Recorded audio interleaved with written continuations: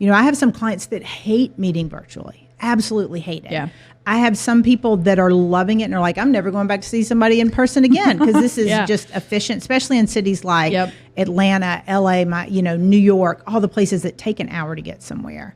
So you've got some opportunities, but you said earlier kind of, in unpacking and being yourself and what's different about you or you as a marketing firm, that goes back to the uniqueifier I talk about a lot is, one of the things as we're unpacking, once you unpack, we've got to build back up.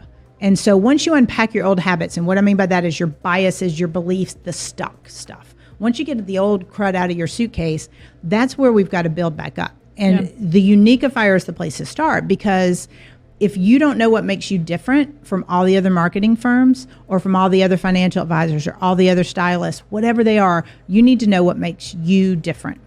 It could be, and I always work with people to figure out what that is. Now, it could be something that you do. It could be your products or services. There could be something drastically unique about that. More often than not, it's you. It's something about you. It's your process. It's whatever. It could be that I know a financial advisor that has like bright pink hair. That's unique, but they're remembered that way. So whatever it is that makes you stand out, whether it's about your business or about yourself, that's what we need to capitalize on, because that's what's going, if you can leverage that strength, it's a strength.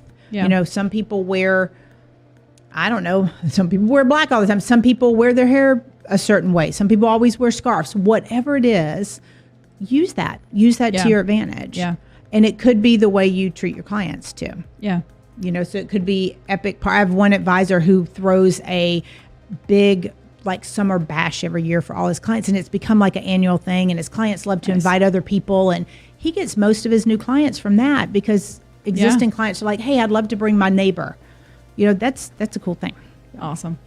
It's funny because your uniqueifier, at least in my perspective, often comes out of the rest of life.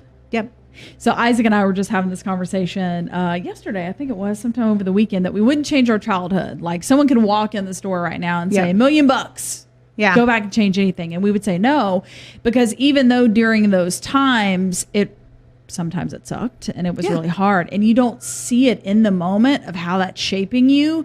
But because you went through that thing, that's what made you so different. Right. And that comes with some unpacking too. You have to unpack that it's not just a thing that happened to you. It's something that you experienced, that without that experience, you wouldn't be your unique self. And that's what, we're all a culmination of everything that happens, just good, bad, whatever.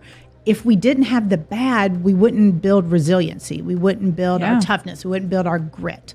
If the people that were easiest, and what's interesting is when I still was in finance and had the firm I was in, we had a number of interns every year, and we, not to a person, but a lot of them, we had a lot of trust fund babies, and this is not a knock on trust fund babies, but their work ethic wasn't there in a lot of the cases. And I mean, I have some friends that have, been trust fund babies, and they have a phenomenal work ethic, but these kids had no difficulty.